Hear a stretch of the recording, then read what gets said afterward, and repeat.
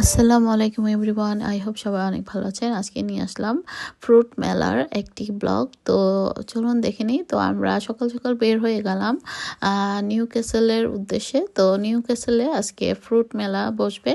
তো ফ্রুট মেলা হলো বাংলাদেশি আম, কাঁঠাল এবং তালও ছিল, মানে কাঁচা তাল, তালের শাঁস যেটা আমরা খাই, তো সেই তাল এবং ছিল লটকন। তো এই 4টা জিনিসেরই মেলা ছিল আজকে। তো চলুন দেখা যাক কি অবস্থা মেলার। তো ভাবলাম যে সকাল সকাল গেলে একটু ভিড় কম হবে। এখন যে দেখি যে না, বেশ ভালোই ভিড় এবং অনেক কিছুই অলরেডি শেষও। তাল শেষ হয়ে গিয়েছে, 4টা ছিল। তারপরও ভাবলাম যে হয়তো আছে আরও, তো এই মনে করে আমরা আর নেইনি, যে একটু পরে নেই, আগে দেখি মেলাটা। পরে ও মা একটু পরে গিয়ে দেখি যে কোনো তালই নেই, সব তাল শেষ এবং রয়েছে শুধু আম আর কাঁঠাল, আর ছিল লটকন। তো লটকন তো একবার খেয়েছিলাম, তাই আর কিনলাম না। তো অনেকগুলো আম, অনেক এই তো দেখতেছেন হচ্ছে লটকন, আর এই যে তাল, এগুলো ছিল। তো এগুলো আবার কিছুক্ষণ পরে শেষ হয়ে গিয়েছিল।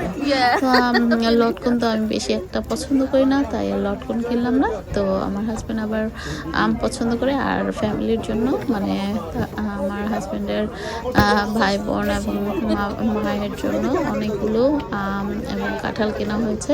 তো সবাইকে দিবে বলে, আর আমাদের বাসার জন্য কেনা হবে, এই আর কি। সমস্ত মিলিয়ে অনেকগুলো কেনা হয়েছে।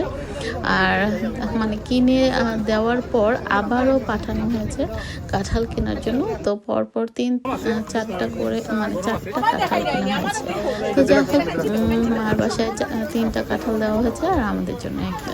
তো এই আর কি। তো বড় বড় কাঁঠাল ছিল, তো দামটাও মোটামুটি ছিল। আর এই পাশে আমার হাজবেন্ডের স্টাফরা দেখলাম দুজন মিলে খুব মজাদার পেয়ারা ভর্তা এবং কাঁচা আমের ভর্তা বানাচ্ছিল। তো আমরা সেগুলো নিয়েছিলাম, আর ছিল ঝালমুড়ির ব্যবস্থাও। তো সেটা না খেয়ে আম ভর্তা খেয়েছি, কারণ এই গরম পড়েছে প্রচণ্ড, কয়েকদিন যাব 30 ডিগ্রি সেলসিয়াস। তো আম ভর্তাটা খেয়েই তৃপ্তি পেয়েছি।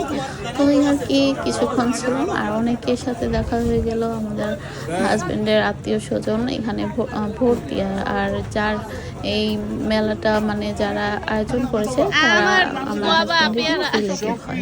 তো তাদের আর এই যে দেখতে হাবিব চাচা, তো উনি কিন্তু মানে একটা পজিশনে আছে। তো আপনারা হয়তো অনেকেই চিনবেন।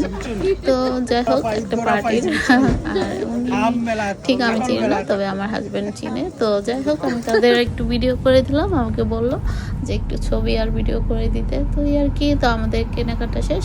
তো আমরা ফার্স্টে আমার শাশুড়ি বাসায় গেলাম, সেখানে আম কাঁঠাল দিয়ে সবাইকে দেওয়ার পর বাসার উদ্দেশ্যে রওনা দিলাম। তো বাসায় এসে আজকে অনেক কাজ, যেমন রান্না করতে হবে, তারপর বাসায় গিয়ে দেখাবো আমরা কি কি কিনেছি, মানে কতগুলো আম এবং কাঁঠাল কিনেছি। তো কতগুলো আর কিনবো, মানে বাসার জন্য 2-3 প্যাকেট আর একটা কাঁঠাল, এই আর কি। তো ঝটপট মাছটা তো আমি আগে ধুয়ে ফ্রিজে রেখে গিয়েছিলাম, মানে নর্মাল ফ্রিজে। তো হাজব্যান্ড বললো যে ডিম খেতে চায়, তো সাথে সাথে ডিম সিদ্ধ করে এখন ডিম ভুনাটা করবো ফার্স্টে। আর একসাথেই যেহেতু টাইম কম, তো সেই জন্য এক হাঁড়ির ভিতরেই সমস্ত পেঁয়াজ দিয়ে আগে কষিয়ে নিচ্ছি। তারপর তাড়াহুড়োর জন্য একটু ডাল ঘুটনি দিয়ে চেপে চেপে, মানে মশলাটাকে খুব ভালো মতো নরম করে নিচ্ছি। তারপর এখান থেকে আলাদা করে আমি মাছের জন্য কিছুটা রাখবো, আর কিছুটা ডিমের জন্য। তো সঙ্গে আমি আলাদাভাবে কিন্তু আরেকটা ভাজির আইটেম করেছি, সেটা হলো মূলা, এবং সঙ্গে আলুও দিয়েছি। তো যাই হোক, আমি প্রথমে ডিম ভুনাটা করে নিচ্ছি, আর ডিমের সঙ্গে আমি একটা আলুও অ্যাড করব। তো আপনারা চাইলে আলুটা স্কিপ করতে পারেন। তো এভাবে ডিম ভুনা করলে কিন্তু মজাই হয়। তো এই তো দেখতে পাচ্ছেন, আর আমরা দুজন মানুষ, এইখানে কিন্তু যথেষ্ট। এখানে দেখতে হয়তো কম মনে হচ্ছে, এটাই অনেক। তো 4টা ডিম ভুনা করবো, এই আর কি। তো আলু এবং মশলাগুলো, মানে শুকনো মশলাগুলো আমি দিয়ে দিচ্ছি এখানে, কারণ একসাথে তাড়াহুড়ো করছিলাম। তো তাড়াহুড়োর জিনিস কিন্তু অনেক সময় দেখবেন খুব মজা হয়। তো ভালোই হয়েছে। তো আমি প্রপারভাবে মানে ডিম ভুনাটা আমি আমার আরেকটা চ্যানেলে দিয়ে দিব এবং মাছের রেসিপিটাও আপনারা চাইলে সেখান থেকে দেখে নিতে পারেন। তো যাই হোক আমি ঝটপট করছিলাম। তো এখন দেখতে পাচ্ছেন এটা হচ্ছে মানে ছোট মাছ, সেটাকে আমি কাঁচা আম দিয়ে রান্না করব যেহেতু একটু গরম। তো এই সময় কিন্তু দেখবেন একটু টক জাতীয় কিছু খেলে ভালোই লাগে।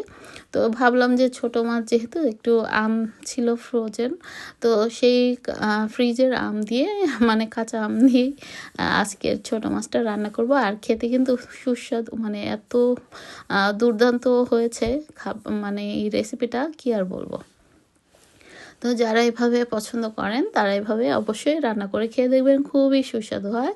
আপনারা ছোট যে কোনো মাছ দিয়ে রান্না করতে পারেন। আমি আজকে চেলাপাতা মাছ দিয়ে রান্না করেছি। আর এই মাছটার চেয়ে আমার কাছে সবচেয়ে ফেভারিট মাছ হলো ছোট মাছের মধ্যে মলা মাছ। তো যাই হোক, কিছু করার নেই। তো আজকে এটাই রান্না করছি। তো যদিও দেখতে সুন্দর মাছটা, কিন্তু কাটা কাটা, আমি আবার বেশি কাটা টাইপের মাছ পছন্দ করি না। তো যাই হোক, এক পাশে ডিম ভুনা করছি, আরেক পাশে মাছের আইটেমটা রান্না করছি। আর মাঝখানে কিন্তু আরেকটা ভাজের আইটেম, সেটা আর দেখালাম না। তো যাই হোক, ঝটপট করে রান্নাবান্না শেষ করছি। ভাত অলরেডি বসিয়ে আর হয়ে গেছে, মানে কাটাকুটি করার আগে ভাতটাকে বসিয়ে দিয়েছিলাম, যার জন্য ভাতটা হয়ে গেছে। তো ঝটপট করে রান্না শেষ করে আবার নামাজ পড়ে তারপরে একসাথে খেতে বসবো, এই আর কি। তো দিনটা তো মোটামুটি ভালোই গেল, মানে গরমে, এবং বেশ ফান হলো মেলার মধ্যে, ভালোই লাগলো। এই প্রথমবার এবং এই বছর মানে একদিনের জন্য মেলাটা বসেছে, এবং মোটামুটি বেশ ভালোই কিন্তু বিক্রি হয়েছে ওই ভাইয়াদের। তো যাই হোক, এরকম মেলা আসলে প্রতি বছর হওয়া উচিত। তো আমি ভেবেছিলাম এই মেলাতে লিচু এবং জাম উঠবে, তো জামের উদ্দেশ্যে আমি গিয়েছিলাম। তো জাম তো আর পেলাম না, কিছু করার নাই, জাম কত বছর যে খাই না। যাই হোক, কিছু করার নাই, লিচু তাও খেয়েছিলাম এই বছর। তো এই তো রান্নাগুলো হয়ে গেল, আমরা দুপুরে খেতে বসে গেলাম। তো এই তো বাসার সেই ফল ফ্রুট, একটা আম কেটে নিয়েছে, আর বাকিগুলো একটু কাঁচা টাইপের। আর এটা হলো হিমসাগর আর কাঁঠাল, এগুলো আগের ছিল, তো ওগুলোই খেলাম। আর আমার শাশুড়ির বাসাও এই সেম ধরনেরই কাঁঠাল ছিল, তো অনেক মিষ্টি ছিল। তো এই তো বিকেল বা সন্ধ্যা গড়িয়ে আসছে, আর দেখলাম আকাশের অবস্থা খুবই খারাপ, অন্ধকার, কিন্তু মোবাইলে কিন্তু বোঝা যাচ্ছে না। আর এক সাইডে রেইনবো উঠেছিল, কিন্তু যাই হোক ক্লাউডে ঢেকে দিয়েছে। আর কিছুক্ষণের মধ্যে ঝুম বৃষ্টি। তো এই তো সন্ধ্যা হয়ে গেল, আর বিজলি চমকাচ্ছে খুব ভয়ঙ্কর, তাই না? তো আজ এ পর্যন্ত, আল্লাহ হাফেজ, থ্যাংক ইউ ফর ওয়াচিং।